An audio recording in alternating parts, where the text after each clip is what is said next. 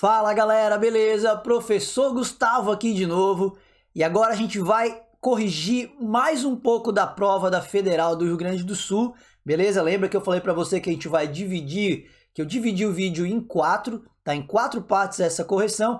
Na primeira parte a gente corrigiu as 6 primeiras questões e agora a gente inicia aqui na questão 7 e vai até a questão 14. Galera, os assuntos das questões que estão nesse vídeo são tecido nervoso, tecido sanguíneo, embriologia, taxonomia, verminoses, zoologia e botânica.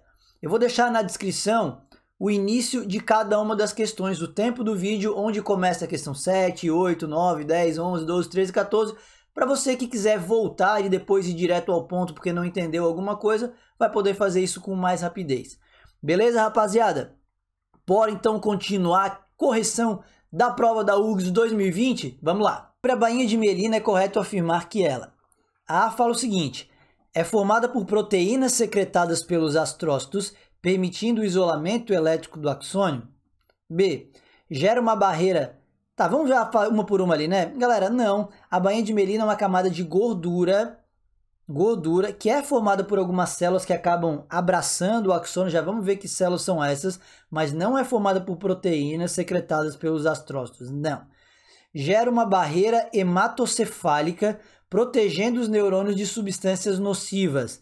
Galera, essa tal barreira hematocefálica, ela é de fato uma barreira bastante importante para proteger os neurônios, mas ela não é formada pela bainha de mielina. O que seria essa tal barreira hematocefálica? Repara aqui, ó, que nós temos o neurônio, a bainha de mielina vai estar aqui ao redor dele, e aqui nós temos o astrócito, que vai realmente dar aquele suporte ali para o neurônio, mas olha só, aqui a barreira hematocefálica, então é formada pelo astrócito, por células endoteliais, e elas vão impedir que algumas coisas do sangue ali atravessem aquela barreira e possam contaminar, por exemplo, um neurônio. Tá? Isso seria bastante importante. Então a barreira hematocefálica ela serve para proteger de fato, mas ela não é formada pela bainha de mielina.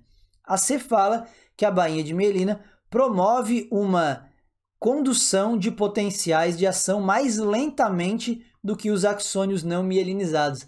Galera, é justamente o contrário. A bainha de mielina ela serve para acelerar a propagação dos impulsos nervosos, dos impulsos elétricos. Nós já vamos ver uma imagem, mas a bainha de mielina ela não é contínua, ela é um isolante elétrico, ela vai promover uma condução saltatória, a gente já vê isso aqui. A D fala que a bainha de mielina é produzida pelas células da glia, que tem como função propagar os sinais elétricos captados pelo sistema nervoso periférico. Galera, as células da glia são importantes e são inclusive mais numerosas do que os neurônios no tecido nervoso.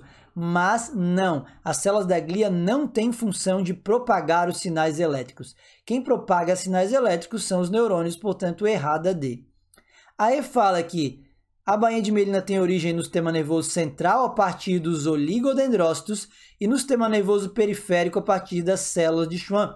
Sim, galera, aqui estão células da glia, micróglia, astrócitos, servem para fazer defesa dos tecidos, suporte, nutrição, sustentação dos neurônios ou produção de bainha de mielina. Sim, está correto a afirmativa que fala que no sistema nervoso central, tá? A bainha de mielina é formada por oligodendrócito, ele abraça a membrana ali do oligodendrócito que forma essa bainha de mielina.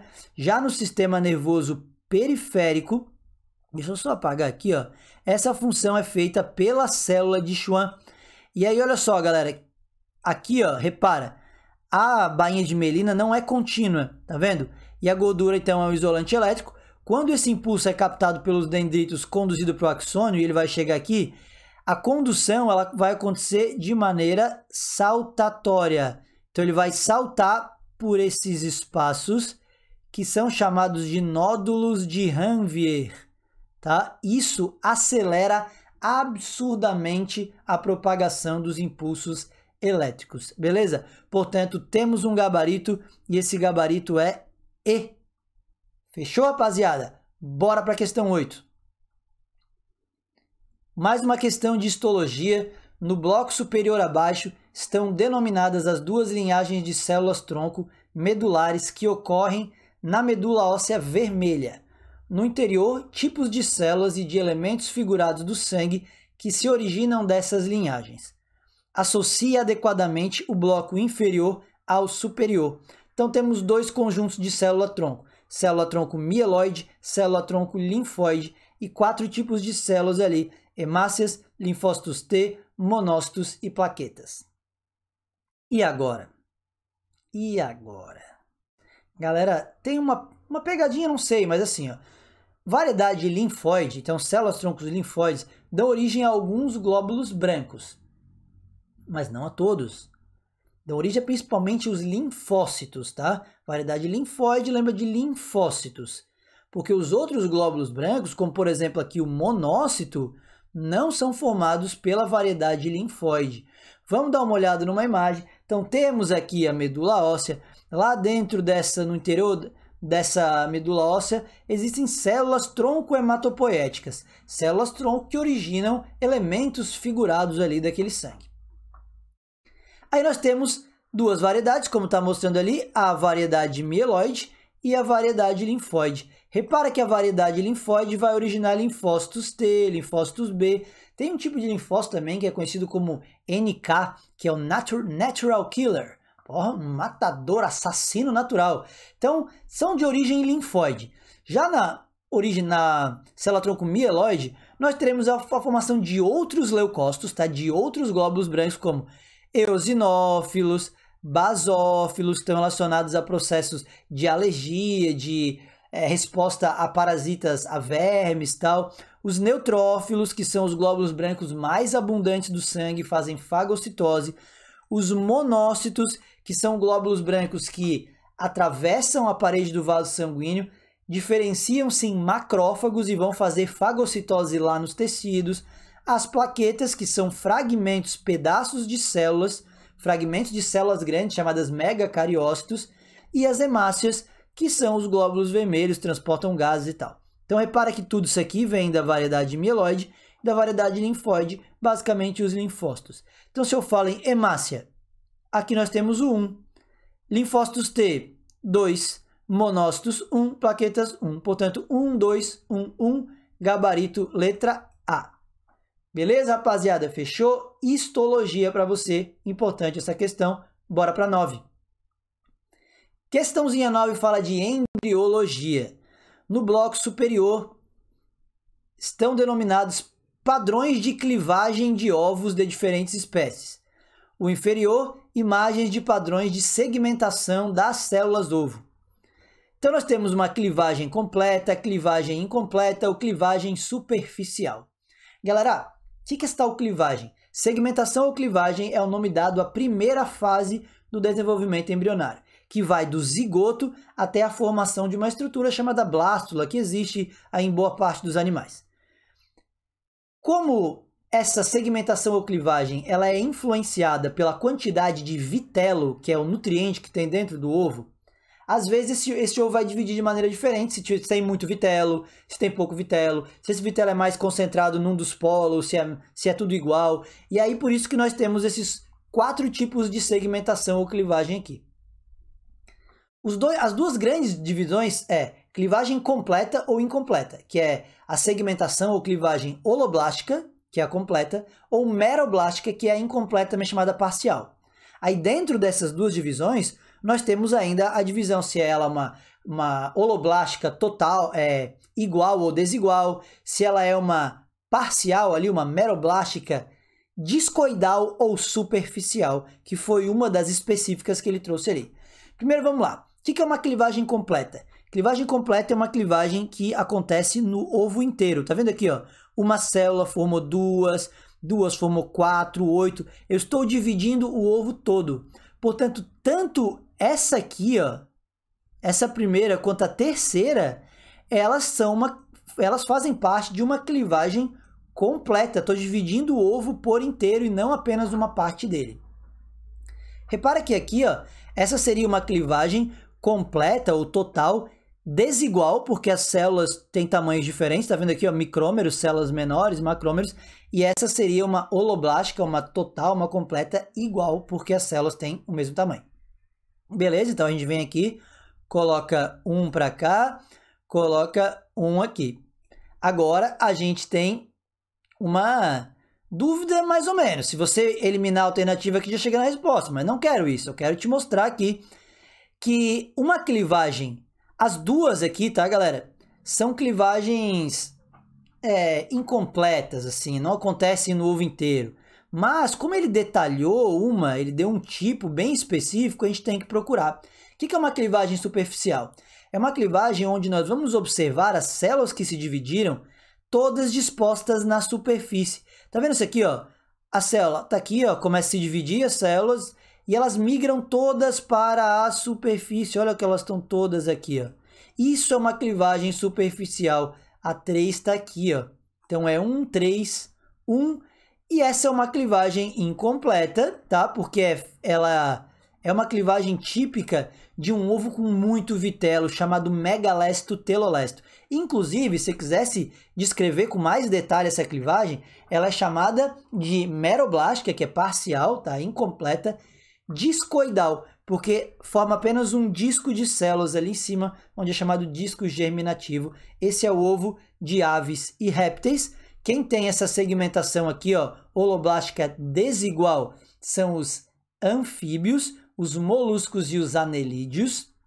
Quem tem essa segmentação do tipo meroblástica superficial são os insetos, por exemplo, os artrópodes ali, os insetos. E essa está presente em mamíferos placentários, equinodermos e... Quem é o equinodermo? Estrela do mar, ouriço do mar e tal, e o anfíoxo. Beleza? Tá, então, quer dizer, 1, 3, 1, 2, cadê nosso aqui? Gabarito D. Beleza, rapaziada? Bora para a questão 10. Considere as seguintes afirmações sobre as arqueias. São organismos que possuem em seu citoplasma organelas envolvidas por membrana. Galera, as arqueias, ou arqueia, elas são células procariontes, tá? Procariontes. Célula procarionte não tem organelas membranosas. A única organela encontrada na célula procarionte é o ribossomo, que é uma organela não membranosa, portanto, errado, errado, errado. Tá. 2. Apresenta um ancestral comum mais recente com eucária do que com o domínio bactéria. Cara, o que é isso? Domínio, eucária, domínio, bactéria, galera? Isso é um sistema, tá? Proposto na década de 90 pelo Vides. O que ele tem aqui?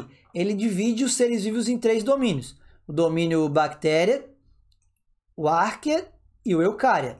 Repara nesse cladograma aqui, ó, que as arqueias têm um ancestral comum aqui, ó, mais recente com os eucária do que tinha ali com as bactérias, enfim. Então, ó, apresenta um ancestral comum mais recente com eucária do que com o domínio bactéria, com certeza. Se a gente colocar uma linha do tempo aqui, esse ancestral comum, arqueia e eucária são mais próximos, belezinha? Então, correta aqui essa 2. A 3. Utilizam a quimiossíntese como modo de nutrição, processo que usa a luz como fonte principal de energia. Não, galera. Quimiossíntese é um processo autótrofo, importante pra caramba. Sim, encontrado aqui nas arqueias, só que não usa a luz como fonte principal de energia. A fotossíntese usa a luz, a quimiossíntese usa a energia liberada por reações químicas. Portanto, gabarito B, só a 2 aqui está correta. Bora para a questão 11, então. A hidatidose cística é uma verminose provocada pelo Echinococcus granulosus, verme chamado popularmente de Taenia anã, enquanto a teníase tem como organismo causador a Taenia solium ou Taenia. Belezinha? Verminose então pra gente. Em relação às tênias, é correto afirmar que a Taenia solium desenvolve os cisticercos no músculo do boi, que é seu hospedeiro intermediário. Galera, a Taenia solium é a tênia do porco. Taenia solium é a tênia do porco, a Taenia saginata é que é a tênia do boi, portanto, errado essa aqui. A Taenia solium e o Echinococcus granulosus são vermes com sistema digestório completo. Olha aí uma questão que envolve também zoologia. Galera, sistema digestório completo, que é a presença da boca e do ânus, só surgiu no grupo posterior ao da Taenia. A Taenia é um plateuminto. nos nematódios, que é o outro grupo, é que surgiu o sistema digestório completo. Portanto, Taenia e Echinococcus não têm sistema digestório completo, já que eles são plateumintos. C. A Taenia solium desenvolve a fase larval em ambientes de água doce. Não, galera, não, nada disso. Toda a questão da Taenia, do desenvolvimento dela, vai se dar dentro de animais. Seja do hospedeiro definitivo ou do hospedeiro intermediário, é onde as fases de vida vão se passarem. Então, errada a C. D. A Taenia solium e o Echinococcus granulosus pertencem ao grupo dos plateumintos, que engloba também espécies de vida livre. Perfeito, galera, perfeito. Plateumintos, temos os que causam doenças, sim, temos a Taenia solium, Taenia saginata, temos o próprio Echinococcus ali, que não seria essa Taenia anã, mas nós temos também vida livre, tá? Quem seria aqui vida livre? A planária, cara. A planária talvez seja o plateuminto mais famoso e mais cobrado nas questões, e a planária é um plateuminto de vida livre. Portanto, perfeito, temos o gabarito D. Vamos só eliminar a última aqui. A Taenia solium adulta realiza a reprodução no intestino do hospedeiro intermediário. Não, galera, a Taenia adulta vai se reproduzir, tá? É uma reprodução por autofecundação, já que a Taenia é hermafrodita, ela é monóica, está sozinha dentro do intestino, ela se autofecunda no intestino do hospedeiro definitivo, que no caso aqui, uma Taenia solium seria o ser humano. Aqui está uma Taeniazinha solium no intestino. Repara que ela tem aqui na região do scólex, a cabeça, o scólex aqui, uns ganchos, umas ventosas, justamente para se fixar nesse intestino. Belezinha, 11, letra D. Bora então, questão 12, questão de zoologia. A lista abaixo apresenta características e estruturas de seres vivos. Sistema digestório completo, sistema digestório incompleto, protostômio, deuterostômio, simetria bilateral na fase larval, simetria radial na fase larval. Quais dessas características são comuns aos equinodermos? Galera, equinodermo. Quem é equinodermo? Estrela do mar, ouriço do mar, pepino do mar, lírio do mar, bolacha da praia, todos os organismos marinhos, beleza? O que eles têm? Sistema digestório completo ou sistema digestório incompleto? Eles são protostômios ou eles são deuterostômios? Eles têm simetria bilateral na fase larval ou simetria radial na fase larval? Primeiro eu quero te mostrar uma imagem. Vamos começar falando então da simetria primeiro. Galera, simetria radial, ela vai ser encontrada nos equinodermos adultos. No ouriço, na estrela do mar, nos adultos, nós temos a simetria radial. A larva possui simetria bilateral. Se a gente faz um corte nela aqui, ó, ela vai ficar com duas metades iguais. Portanto, simetria bilateral na fase larval. Seria o 5 aqui, ó. Então, a gente já pode eliminar a C, eliminar a D. Beleza? Aí nós temos ele sendo protostômio ou ele sendo deuterostômio, galera? Cara, justamente o que dá a grande diferença ali, o que classifica os equinodermos perto dos cordados naquela escala evolutiva, é porque eles são deuterostômios, assim como nós cordados. Lembra que deuterostômio é quem o blastóporo origina o ânus. Então o ânus é formado antes da boca. Portanto, eles são deuterostômios 4. Então a gente elimina aqui a B. E a gente fica com o sistema digestório completo ou sistema digestório incompleto. Galera, sistema digestório completo é aquele onde existe boca e existe ânus. Sistema digestório incompleto é aquele onde só existe a boca e não existe o ânus. No caso dos equinodermos, eles possuem tanto a boca quanto o ânus, portanto o sistema digestório deles é completo. E aí nós temos 1, 4 e 5, o nosso gabarito letra A. Beleza, rapaziada? Fechamos a 12, fechamos mais uma questão de zoologia. Bora para outra questão de zoologia. O Parque Zoológico da Fundação Zoobotânica do Rio Grande do Sul possui representantes de vertebrados nativos do nosso estado. Entre eles podem ser citados o jacaré de papo amarelo, a capivara, o gavião chimango, o puma, o cágado de barbixas e a ema. Com relação a esses animais, são feitas as seguintes afirmações. O jacaré do papo amarelo e o cágado de barbicha são répteis. Sim! Muita gente acha que tartaruga, cágado é anfíbio. Não, répteis. Grupo que tem como uma das adaptações ao ambiente terrestre o ovo amniótico. Com certeza absoluta, rapaziada. Ovo amniótico, aquele ovo com âmnio, que é uma bolsa que contém o líquido amniótico. Então, é uma coisa muito importante para que o filhote consiga crescer dentro d'água, mesmo aquele ovo tendo sido colocado no ambiente terrestre. Beleza? Ovo com casca calcária, âmnio e tal. Perfeito, A1.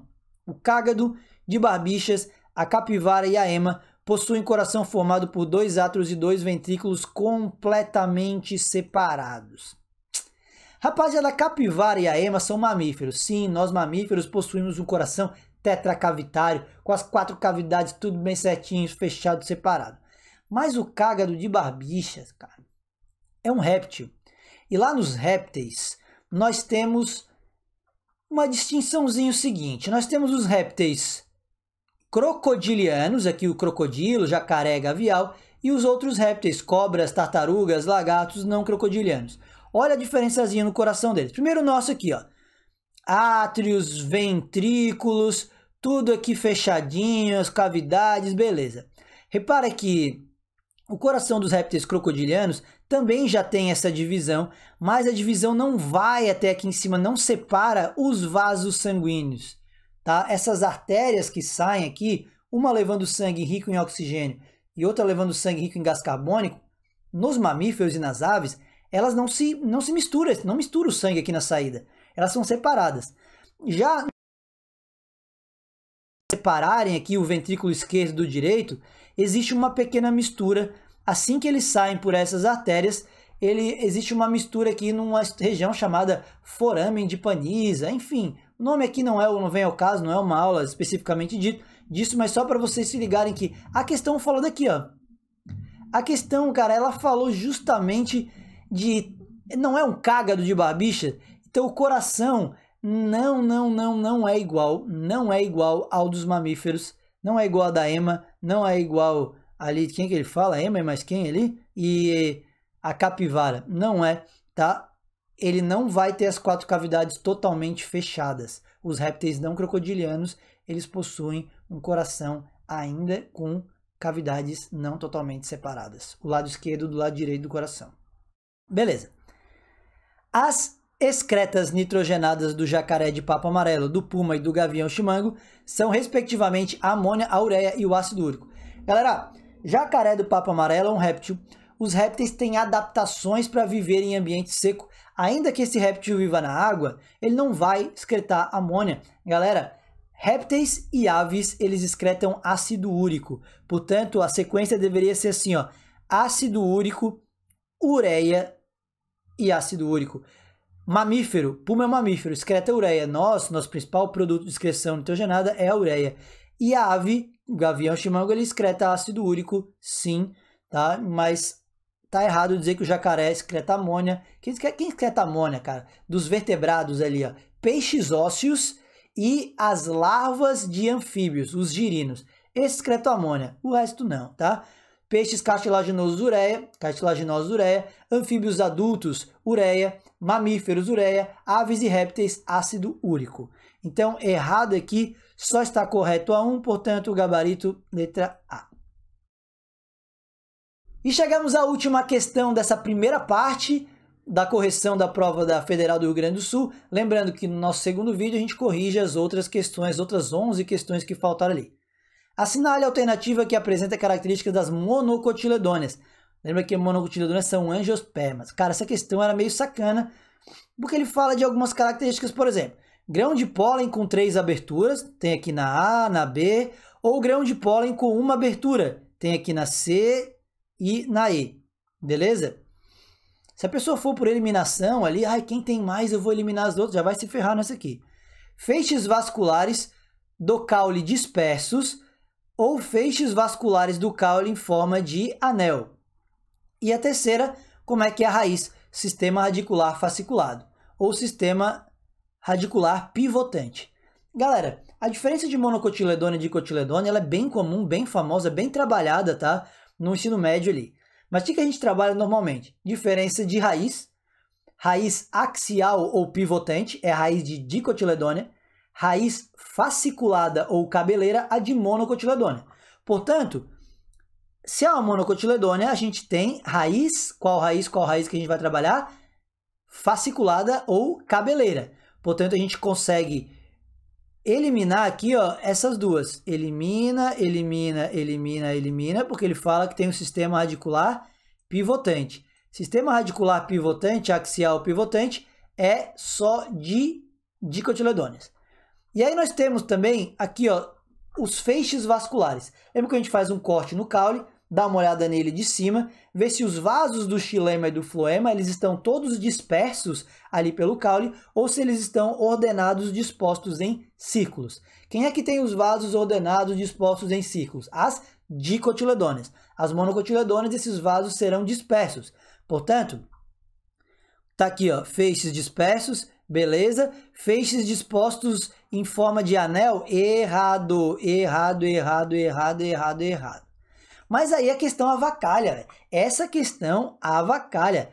Porgues, olha só, grão de pólen com uma abertura ou com 3 aberturas, isso não é algo que muita gente lembre. Claro que é passado, algumas pessoas lembram, mas... Então vamos para uma tabelinha que vai te mostrar todas, vai te comparar todas e aí a gente chega à conclusão. Galera, isso aqui é uma tabela bem famosa, deixa eu até tirar tudo aqui. É uma tabela aqui bem famosa, bem característica, que mostra a diferença de... Sei que ela está em espanhol, embriones, hojas, tallos, piezas florales, mas tudo bem, grana de pólen, mas você vai entender do mesmo jeito. Olha só, dicotiledônia, 2 cotilédones, monocotiledônia, 1 cotilédone, sem mistério nenhum. Las hojas, as folhas, galera, lembra que a folha da dicotiledônia são nervuras reticulares, reticuladas, ramificadas. Essas folhas podem ser chamadas de reticulinévias ou peninévias. Já as monocotiledôneas, as nervuras são paralelas, são folhas paralelinévias. Olha só aqui os feixes vasculares, dispostos em círculo aqui, ordenados nas dicotiledôneas, todos espalhadões aqui, difusos nas mono. Verticilos florais, múltiplos de 4 ou 5, pétalas, sépalas, estames, carpelas ou pistilos ali. Então, flores tetrâmeras ou pentâmeras nas dicotiledôneas e flores trímeras, verticilos florais múltiplos de 3 nas monocotiledôneas. Mas aí vem o tal dos poros aqui, das aberturas dos sulcos nos grãos de pólen. As dicotiledôneas possuem esses pólens com 3 sulcos trissulcados ali. Já um monossulcado tem uma abertura só, é o das monocotiledôneas. Monossulcados, monocotiledôneas. Mono de uma abertura vem de mono de um cotilédone. Associa isso que é sucesso. Portanto, se a gente voltar para cá, nós temos que ter numa monocotiledônia uma abertura no pólen só, feixes vasculares dispersos, difusos, e uma característica que não está aqui, que é a da raiz, raiz fasciculada ou cabeleira. Portanto, nós temos...